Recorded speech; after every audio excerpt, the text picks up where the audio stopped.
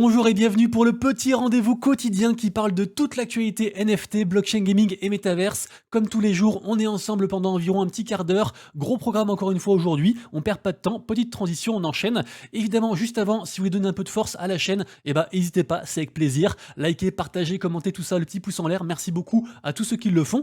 On démarre directement avec une info par rapport à hier. Vous le savez, j'ai fait une AMA en live sur ma chaîne Twitch avec le projet Ovalie. Ça s'est très bien passé. Donc Ovalie, un projet en fait de jeu de fantasy rugby, un petit peu à la Sorare. Et en fait, je vous rappelle que vous avez jusqu'à mardi en fait pour participer au giveaway. Il vous file du coup 5 NFT. Donc n'hésitez pas du coup à mater l'AMA en replay du coup sur la chaîne. On enchaîne avec une excellente nouvelle puisque on a un tweet de Alexis Pertsev. Alexis Pertsev, en fait, si vous vous rappelez, c'était un des développeurs en fait de Tornado Cash qui avait été donc incarcéré. Et donc il est sorti et manque pas d'humour le mec parce qu'il a quand même marqué désolé, j'étais AFK pendant un moment, qu'est-ce que j'ai loupé? Donc j'imagine du coup qu'il va bien en tout cas, donc bravo à lui, voilà, je pense que ça va pas être facile, mais voilà, je tenais quand même à souligner, on va dire, la force de ce mec qui sort et qui a les couilles de tweeter un truc avec de l'humour. Ensuite, on a une très bonne nouvelle par rapport au géant Binance, puisque Binance arrive au Japon. Je sais pas si vous savez, en fait, pour exercer au Japon, il faut en fait posséder une boîte japonaise, d'origine japonaise. Du coup, ce qu'ils ont fait en fait, c'est qu'ils ont racheté un exchange et que du coup, à partir de juin, du coup, ils vont le rename en fait entre guillemets Binance Japan, comme ils font avec Binance US, et du coup, ils vont pouvoir officier donc au Japon. Donc, on enchaîne directement avec une petite news qui concerne Mastercard, mais juste avant, petite page publicitaire. Et le partenaire de la vidéo du jour aujourd'hui, c'est Crypto Unity. Crypto Unity, qu'est-ce que c'est? C'est un exchange, je sais pas si vous connaissez ces exchanges-là. Ça fait 2 ans qu'ils existent, 2 ans qu'ils build, et en gros, eux, leur full focus, c'est quoi? C'est que la plateforme en fait de trading de crypto-monnaie est full focus sur les débutants. Du coup, en fait, ils proposent des interfaces, on va dire, ergonomiques, le plus simple possible, le plus convivial possible, avec du coup des outils, on va dire, simples et efficaces. Le but étant en fait d'être le plus transparent possible, avec aussi bien sûr des outils en fait pédagogiques à chaque étape des utilisateurs, en fait, suivant ce que vous faites dans la plateforme.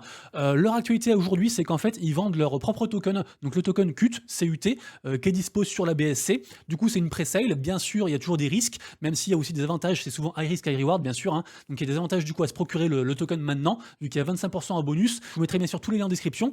Je profite quand même pour vous dire que même si je suis partenaire du projet, ce n'est en rien un conseil d'investissement. Il n'y a que vous et vous seul qui pouvez savoir si vous voulez investir votre temps ou votre argent du coup directement dans le projet. Le mieux, bien sûr, c'est de rejoindre les liens, de checker par vous-même les différents réseaux, etc. Les avantages aussi, je vous ai pas dit les avantages du token en fait, c'est en tant que holder, en gros, vous aurez moins de frais sur la plateforme. Il y aura éventuellement des airdrops, des giveaways, des choses comme ça. Donc je vous invite aussi bien sûr à vous renseigner sur tout ça. Très intéressant aussi, c'est que la plateforme du coup est dispo sur téléphone. La team du coup derrière le projet est full doxed, donc pas de problème par rapport à ça. Également aussi, ils ont des partenaires de renom entre guillemets, notamment Lenovo. Donc ça c'est aussi un bon truc je trouve.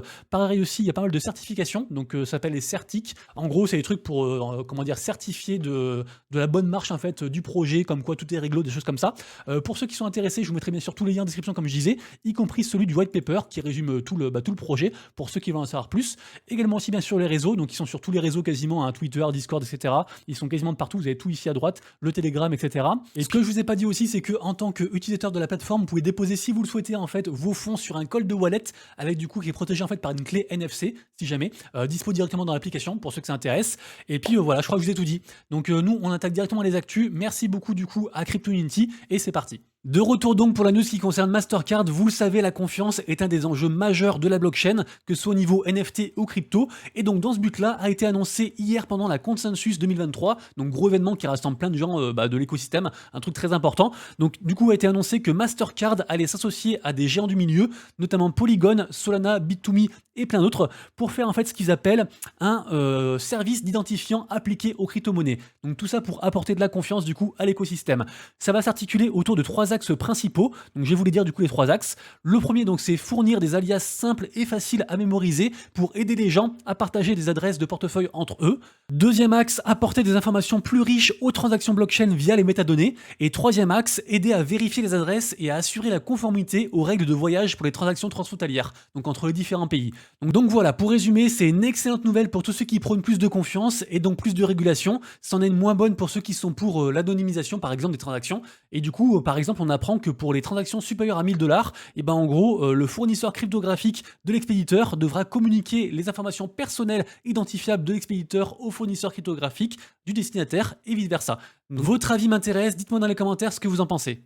On enchaîne avec une information rapide qui concerne l'Ouzbékistan. L'Ouzbékistan, c'est compliqué. Il y a quelques années, ils étaient anti-crypto, après ils sont pro-crypto. Là, dernièrement, ils ont fait un régime spécial, juridique spécial en fait, par rapport au Web3. Et là, a priori, en fait, on a le premier émetteur NFT du coup enregistré là-bas qui est arrivé, donc officiellement. Donc c'est plutôt cool pour l'adoption de masse. Et en gros, c'est du coup une boîte en fait qui va faire des certificats NFT pour confirmer en fait la propriété des noms de domaine .use, donc ceux du coup d'Ouzbékistan. Donc ça, la blockchain Ternoa, qui est une blockchain basée sur la technologie des NFT, et bah ça y est, après 2 ans, bravo à eux, puisque ils ont complété complètement le mainnet. Donc ça y est, tout est dispo, tous les NFT ont été migrés de la testnet au mainnet, tout va bien. Et du coup, donc la prochaine grosse mise à jour attendue, c'est la parachain. En tout cas, voilà, c'est un écosystème très intéressant auquel je m'intéresse de plus en plus. Vraiment, bravo à eux du coup pour l'ensemble de leur œuvre.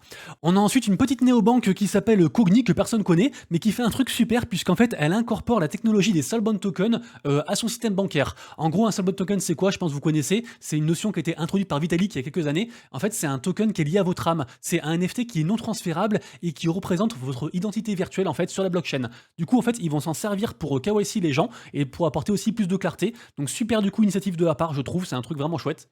Ensuite, on a la House of Fine Art, qui est une célèbre galerie d'art en fait londonienne, qui va accueillir des NFT, notamment les NFT de Xcopy, qui est une célèbre collection. En fait, c'est un ensemble d'artistes Xcopy qui font plein de NFT artistiques. Ça marche très très bien et du coup, donc ils vont introduire ça. Ce sera du coup le 5 mai. Donc toujours pareil aussi, c'est un pas de plus aussi vers l'adoption de masse, le fait de montrer des NFT aux gens comme ça qui sont pas forcément habitués. Donc très bonne nouvelle.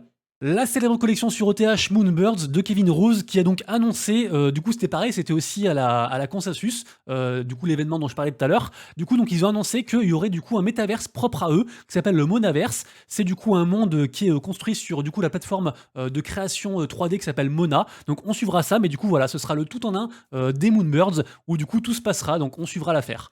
Un petit teasing de la part de la marketplace OpenSea qui ferait du coup un partenariat avec le projet qu'on appelle MEM, actuellement suivi par quasiment 50 000 personnes. Donc à voir à Dig, ça peut être un prochain projet qui pourrait être sympathique. Je vous ai annoncé hier la collection des Doodles, collection également sur ETH qui est très connue, a sorti donc en version bêta son studio. Donc je vous rappelle qu'ils ont à la tête de leur direction artistique le chanteur Pharrell Williams et que a priori du coup sur la version bêta, on peut en fait changer les vêtements de son Doodles et aussi réclamer en fait des vêtements physiques associés à son Doodles. Après moi je suis pas donc j'ai pas pu aller voir, du coup je me suis pas connecté, je suis juste allé voir comme ça mais je me suis pas logué, donc allez voir pour ceux qui sont intéressés. Mais en tout cas Doodles qui font quand même des belles choses, même si pour l'instant l'off leur price il crée un petit peu misère. La collection On-Chain Monkey, également aussi très belle collection sur ETH qui marche très bien, ont annoncé du coup la concrétisation de ce qu'ils avaient dit déjà il y a quelques temps, à savoir qu'ils arrivaient sur du coup les NFT Ordino, donc les NFT Bitcoin. Du coup la collection du coup sera disponible pour le 31 mai, mais on peut déjà s'enregistrer pour ceux qui veulent. De ce que j'ai compris du coup en fait sur leur site, les 300 premiers, n'importe qui peut y participer, donc il faut juste du coup remplir un petit forme et s'inscrire, ça coûte 0,08 BTC, et après on a 2000 en fait qui sont réservés du coup pour les holders de la collection actuelle en fait des On-Chain Monkey sur ETH. Également aussi Deblock, donc Deblock c'est un petit peu si vous voulez le projet en fait qui apporte un compte courant en fait sur la blockchain. J'ai fait un thread à ce propos, c'est un projet que je trouve vraiment très très bien, qui est porté par des gens en or, donc vous irez voir ça bien sûr. En tout cas ils ont annoncé du coup le mint qui sera donc gratuit, donc 1000 du coup free mint pour du coup le 8 mai, voilà donc affaire à suivre du coup, en tout cas moi j'en prendrai un. La marketplace du coup au numéro 1 actuellement qui s'appelle Blur, qui ont du coup tweeté 1er mai, il est temps de faire bouger les choses, activez vos notifications, donc du coup je sais pas si c'est par rapport au airdrop ou si c'est par rapport du coup à ce qu'ils ont annoncé je crois avant-hier au fait par rapport au fait en fait qu'ils voulaient limiter les tricheurs qui fermaient le airdrop. Donc du coup certains disent qu'apparemment on pourra enchérir sur certains traits, donc voilà on verra comment ça se passe. En tout cas il va y avoir une grosse annonce par rapport à Blur qui a été vue 400 000 fois, impressionnant, donc on verra du coup tout ça. On passe ensuite du côté des NFT à surveiller, des minutes du jour. Écoutez aujourd'hui que c'est un marché assez compliqué, hein, il y a quasiment tout qui est dans le rouge, 10% de volume de vente en moins par rapport à hier de manière générale. On peut aller du coup plus en détail avec du coup Stockwhites qui nous fait une petite vue un petit peu macro comme ça de ce qui s'est passé sur du coup les dernières 24 heures. Notamment du coup on voit voilà Ethereum moins 12%. Par contre on a une collection sur VeChain qui marche très bien, qui s'appelle Vikings, que je ne connais pas, mais je trouve ça intéressant de parler aussi de petits écosystèmes. Également aussi sur XRP on a les Core Apes Club et on a aussi Youth qui drive les volumes sur Polygon, voilà pour information, donc vous irez voir ça. Et Algorand qui est encore dans le rouge du coup je crois pour le 3e jour de suite, après avoir fait des belles perfs, donc on suivra en tout cas. Évidemment sur mon compte Twitter vous retrouvez comme tous les jours du coup le petit tweet qui résume résume les mints les plus hypés de la journée selon moi. Aujourd'hui, on a Bozos Rock, même si je trouve que l'art est vraiment horrible. On a aussi les Schtroumpfs, il faut en fait acheter un diamant ici, et après du coup, il faut l'envoyer sur la plateforme pour choper un NFT. Il y a différentes raretés, vous irez voir ça. On a également aussi Brainslume, qui est assez intéressant, c'est des images PFP d'influenceurs, en fait, qui vont être drivés par Unity et ChatGPT, donc du coup par l'AI, pour la faire courte. À surveiller bien sûr toujours Mad Lads, il y aura un snapshot aujourd'hui, et ça reste la collection numéro 1 sur Solana actuellement, dont tout le monde parle. Également aussi les Safe Tools, on en parle beaucoup aussi, pareil aussi sur Solana, non pardon, sur ETH celle-ci, sur ETH, mais les gens en parlent beaucoup aussi, c'est vraiment très très solide. On a aussi Candyland qui ont annoncé du coup la phase de reveal, enfin les d'autres infos en fait sur le reveal, et également aussi des giveaways, notamment les souris, c'est genre il y a juste 9 NFT en tout sur toute la collection, du coup ils vont airdropper ça a priori à ceux qui listent pas leur NFT, donc on suivra. Également aussi les Open Pen de Jack Butcher qui continuent à descendre, ils sont actuellement à 0,2 et pourtant ils annoncent, il annonce pas mal de choses au niveau du building autour du coup de la collection, donc à suivre aussi. Wonder Pulse qui s'est fait, alors ça il faut revenir dessus. Juste avant je parle de Fukusta, pareil aussi beaucoup de volume, et apparemment c'est en lien aussi avec Neo Tokyo, très gros projet que je connais pas trop, mais c'est un très très gros projet. Et en fait par rapport à Wonder Pulse, je voulais revenir dessus parce que c'est hallucinant. Ils étaient quasiment à 0,32 hier, et là ils sont à 0,13, et après a priori du coup en fait c'est des whales en fait qui farmaient le airdrop de Blur, qui du coup genre en ont vendu 800 d'un coup, et du coup bah il y a tout qu'à drop, donc horrible. Du coup je suis allé voir un petit peu les comptes, mais franchement c'est chose qui s'est passé quoi. Mad Lads du coup qui descend un petit peu aussi, Mad Lads, hein, c'est descendu à 77 sols alors que c'était monté à 96, donc du coup c'est la première fois qu'il y a un si gros retracement entre guillemets, donc on suivra bien sûr ce qu'il arrive dans la journée par rapport à tout ça. Mad Lads d'ailleurs qui a été du coup cité en fait en tant que raison principale de pourquoi Solana a performé par rapport à Bitcoin et Ethereum dernièrement au niveau de la blockchain en tant que telle, hein, vraiment la blockchain dans son entièreté, donc assez impressionnant par rapport au volume en fait qu'ils ont drivé évidemment. Également aussi on a Magic Eden qui a remboursé tous les frais des gens qui avaient du coup vendu ou acheté en fait des NFT Mad Lads sur du coup les 72 heures suivant le mint. Donc moi du coup j'ai reçu mes soldes, donc tout va bien, du coup très content. Donc allez checker vos wallets pour ceux qui sont concernés. Candyland du coup on en a parlé, ça c'est la fameuse souris qui vont du coup airdropper. The Upas, alors j'ai pas trop compris parce qu'en fait The Upas si vous voulez c'est le projet de Blocksmith. Ils ont leur propre plateforme du coup pour propulser leur collection, et en fait ils ont dit là sur un tweet que le truc était disponible, enfin qu'il y avait des pré-sales de disponibles, mais en fait quand je vais sur le site j'ai pas vu de truc pour y accéder. Donc je sais pas trop. Est-ce que c'est que ceux du coup qui ont les bananes dont j'ai parlé l'autre jour? Je sais pas trop. En tout cas, ça reste un projet à dig et à surveiller. C'est un très gros projet.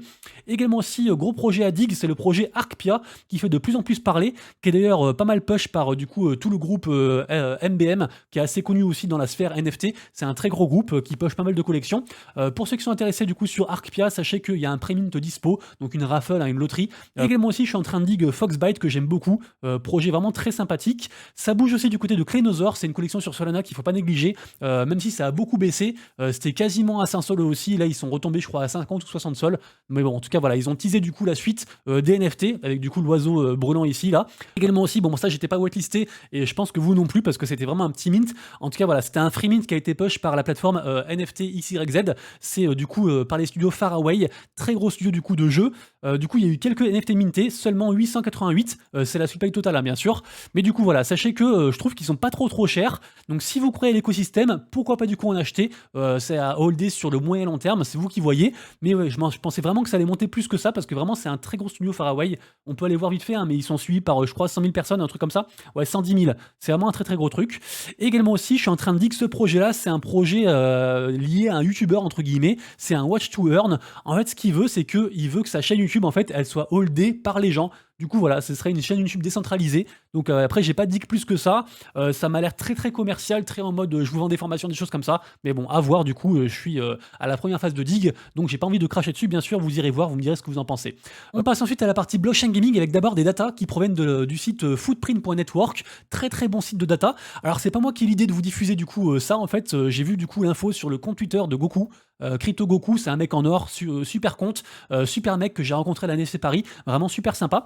Et donc il nous apprend que par exemple en fait les utilisateurs en fait actifs quotidiens d'Axie Infinity, ils étaient à plusieurs millions il y a encore genre un an, et là actuellement ils sont que 9000. Le move to earn Stephen qui est passé d'un pic à 110 000 mecs qui utilisaient la plateforme à plus que entre guillemets 4000 joueurs quotidiens, et Illuvium qui a que quelques centaines de joueurs en fait actifs quotidiennement, donc c'est assez tristouné. Après il nous dit qu'il y a eu 800 000 joueurs actifs, actifs. Alors moi j'ai pas trouvé cette info là, j'ai vu qu'il y avait environ 250 000 joueurs actifs sur le Web3, mais en tout cas voilà, ça reste intéressant. C'est toujours en expansion, mais ça montre quand même que actuellement on est un petit peu en bear market, c'est un petit peu compliqué pour le marché, donc il faut s'accrocher, mais c'est maintenant qu'il faut build, et il y a vraiment des belles choses à faire. En tout cas voilà, le site c'est une mine d'or niveau data, allez voir tout ça, c'est super intéressant. L'information du jour concerne Yuga Labs, vraiment énorme nouvelle, ils font vraiment les choses en grand. Figurez-vous qu'après avoir embauché Daniel Alegre, qui était l'ancien président et COO de Activision Blizzard d'ailleurs qui n'a pas été racheté par Microsoft, si vous avez suivi ma vidéo du coup il y a 2 jours, et ben figurez-vous que donc lui maintenant il est PDG du Galabs, Daniel Alegre, et ben figurez-vous qu'ils ont embauché maintenant en fait, comment il s'appelle Mike Sievers, et en fait Mike Sievers il a bossé chez League of Legends, et il était également aussi, c'est l'ancien en fait vice-président de Epic Games, donc juste incroyable, donc autant vous dire qu'ils sont en train de s'entourer des meilleurs niveau gaming, et donc ça présage du très lourd du coup pour leur jeu, leur jeu 2D en fait, Legends of Mara, et également aussi pour le Metaverse des Bored Ape, donc Otherside. Donc vraiment incroyable cette nouvelle, c'est ouf ce qu'ils font. Également aussi très jolie nouvelle de la part de Myst, puisque Myst en fait c'est un MMORPG, je vous montre une petite image ici, qui est assez hypé, et en fait ils vont faire leur propre blockchain. Donc ils font un peu ce que fait, ce qu'a fait un petit peu Immutable X avec Gods Unchained, c'est-à-dire qu'à la base du coup c'est les devs d'un jeu de cartes qui ont fait leur blockchain, bah du coup ils veulent faire aussi pareil, donc a priori du coup il y aura leur propre écosystème, ils vont faire des mints gratuits, il y aura aussi un token et pas mal de choses comme ça, donc allez voir ça, mais en tout cas c'est un projet très intéressant. Ça j'en parlais hier, Champions Arena c'est un jeu qui est propulsé par la filiale du coup Gala Games, et bah figurez-vous que ça y est c'est disponible pour du coup une 3e phase de test, donc pour ceux qui veulent, c'est une très bonne nouvelle du côté de l'exchange Binance et de Sandbox, le métaverse numéro 1, puisqu'en fait Binance permet aux holders de land Sandbox de stacker ces dernières et de gagner du sand, donc le token de l'écosystème, alors que jusqu'à présent en fait si vous voulez il y avait des meilleurs taux pour les gens qui avaient des lands, donc on pouvait du coup stacker du sand pour gagner du stand, mais on pouvait pas stacker en fait de land, donc du coup vraiment très bonne nouvelle, et en plus il se prévaut d'avoir 0 frais de gaz etc et tout, donc c'est entre guillemets tout bénef pour les holders de Land Sandbox. Je suis pas allé voir le prix, mais je serais pas étonné que ça augmente un petit peu du coup par rapport à tout ça. Ensuite, on a un partenariat entre Grapes et Mocaverse. Alors, on le savait un petit peu déjà. En gros, Mocaverse, c'est la collection PFP de Animoca Brands, très gros studio hongkongais que je présente plus, qui investit des milliards chaque année en fait dans le Web3. Vraiment très grosse boîte. Et donc Grapes, si vous voulez, c'est un studio en fait qui est soutenu par les mecs qui sont ici, notamment du coup Square Enix, etc. Pas mal de gens très hypés du monde de jeux vidéo. Ils sont aussi très proches en fait du studio gaming Vikers. Et en gros, ils font aussi des jeux, ils font pas mal de choses, et ils vont aussi faire une collection NFT, donc de grappes de raisin, qui du coup donnerait des avantages en fait dans différents jeux, différents écosystèmes, et du coup voilà, c'est une très bonne nouvelle, et c'est un écosystème aussi une fois de plus encore à Dig, ça fait beaucoup d'infos je sais, mais vous aurez tout le week-end du coup pour regarder tout ça. Symbiogenesis, qui est le projet du coup NFT à la base PFP, mais qui devrait déboucher sur un truc gaming, donc c'est le projet de Square Enix, et bah figurez-vous qu'ils font un partenariat avec YGG, et du coup ils font aussi une AMA exceptionnelle. A priori il y aura peut-être des giveaways, des choses comme ça aussi à gagner, ce sera aujourd'hui, et du coup bah en fait on va en apprendre beaucoup plus, parce que jusqu'à présent ils étaient un petit peu nébuleux en fait sur ce qui s'y passe, parce que c'est très compliqué, vraiment c'est un écosystème, il y a des trucs de fou, vous allez voir le white paper, on n'y comprend rien, il y a des chiffres de partout, c'est un délire, donc n'hésitez pas du coup à rejoindre l'AMA du coup aujourd'hui. On enchaîne avec un jeu sur Polygon qui s'appelle Gunfire. Alors c'est pas tout à fait gratuit, mais en tout cas on peut tester gratuitement au début, on peut commencer le jeu gratuitement. Figurez-vous que du coup pour on va dire rameuter plus de personnes, ils ont rajouté plein de rewards du coup à leur phase de bêta, donc n'hésitez pas du coup à checker, on voit un petit peu les images ici. Le jeu est dispo sur Google Play et puis l'App Store bien sûr. On finira la vidéo du jour avec une bonne nouvelle, puisque on a une licence du monde du jeu vidéo Web 2 assez connue qui s'appelle Trail Extreme, qui font des jeux de course, motocross, etc. C'est le jeu que vous voyez actuellement à l'écran. Ils vont en fait faire une version Web 3 avec une alpha fermée dispo à partir du 3 mai. Donc ce sera dispo que pour 5000 joueurs. Je vous mettrai le lien en description parce que du coup on peut s'inscrire dès maintenant. Et a priori aussi en fait les joueurs pourront aussi se qualifier pour des tournois version Web 2 avec pas mal de choses à gagner. Donc du coup n'hésitez pas du coup à checker tout ça. Les amis, du coup je vous souhaite un très bon week-end. On se retrouve donc lundi pour la prochaine vidéo. Et d'ici là bien sûr, prenez soin de vous, de proches de vos lettres. C'était Monsieur Rabbit, des bisous. Ciao.